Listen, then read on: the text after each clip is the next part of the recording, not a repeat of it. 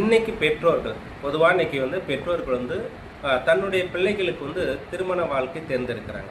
அப்படி திருமண வாழ்க்கையை தேர்ந்தெடுக்கிறதுல நிறைய விதத்தில் அவங்களுக்கு நிறைய விதத்தில் யோசிக்கிறாங்க. பிள்ளைங்களுடைய வாழ்க்கை எப்படி இருக்கும், இன்னைக்கு நடைமுறை வாழ்க்கையில் நிறைய பிரச்சனைகளை சந்திக்கிறாங்க. அதற்கு திருமண பொருத்தம் தான் அப்படி காரணம் நினைக்கிறாங்க. திருமண பொருத்தம் என்பது காரணம் கிடையாது. இப்போ பெற்றோர்கள் என்ன நினைக்கிறாங்க, திருமண பொருத்தம் 100% தெளிவாக இருந்தால் அவங்க நல்லா வாழ்ந்துருவாங்கன்னு நினைக்கிறாங்க. ஜோதிடரும் அதே போல் 10க்கு 8 பொருத்தம் இருக்குது அப்படி சொல்லி குறித்து கொடுத்து திருமண வாழ்க்கை இருந்தால் நடக்குது.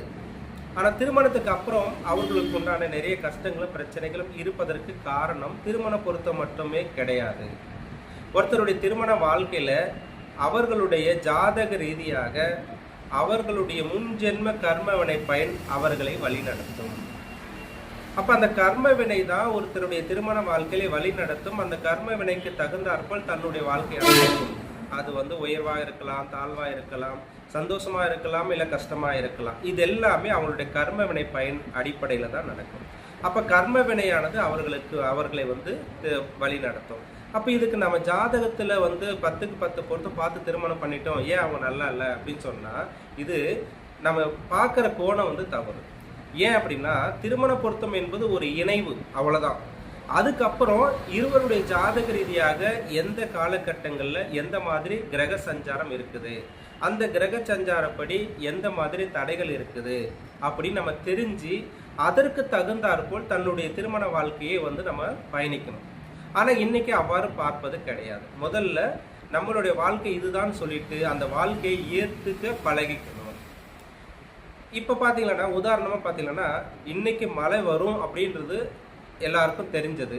அந்த மழையை நம்மளால் நிப்பாட்ட முடியுமான்னா கண்டிப்பாக முடியாது. ஆனால் மழையிலிருந்து நம்மளை பாதுகாக்க முடியும். அப்போ ஜோதிடம் என்ன சொல்லுதுன்னு கேட்டிங்கன்னா, கஷ்டங்கள் உங்களுக்கு வரும், அந்த கஷ்டத்திலிருந்து உங்களை பாதுகாத்து கொள்றதுக்கு தான் நம்ம ஜாதகத்தை ஆய்வு பண்ணி எந்த காலகட்டங்களில் நமக்கு பிரச்சனை வரும், எந்த நேரங்களில் நமக்கு கஷ்டம் வரும், அப்போ நம்ம எந்த மாதிரி வழிபாடு செய்ய வேண்டும், எந்த முறையில் நம்ம பயணிச்சா நமக்கு நல்லா இருக்குன்னு சொல்லிட்டு ஜோதிடம் என்பது மிகப்பெரிய உங்களுக்கு ஒரு வழிகாட்டியாக இருக்குமே தவிர ஜோதிடமே உங்களோட பயணிக்காது. அப்போ நீங்கள் அந்த வழிகாட்டுதலுக்கு தகுந்த மாதிரி உங்களுடைய வாழ்க்கையை நீங்கள் ஏற்றுக்கொண்டு அதற்கு தகுந்த போல் உங்களுடைய வாழ்க்கையை நீங்கள் பயணிச்சிங்கன்னா நீங்கள் வாழ்க்கையில் எந்த ஒரு பிரச்சனையும் இல்லாமல் சிறப்போடு வாழ முடியும். நம்மளுடைய ஜெய் அஸ்ட்ரோ தர்மபுரி ஆன்மீக சேனலை லைக் பண்ணுங்கள், ஷேர் பண்ணுங்கள். அதே போல் மற்றவர்களுக்கும் பயனுள்ளதாக இருக்கும். நம்மளுடைய சேனலை சப்ஸ்கிரைப் பண்ணிக்கோங்க. அடுத்தடுத்த வீடியோ உங்களுக்கு வரும். நன்றி. வாழ்க வளமுடன்.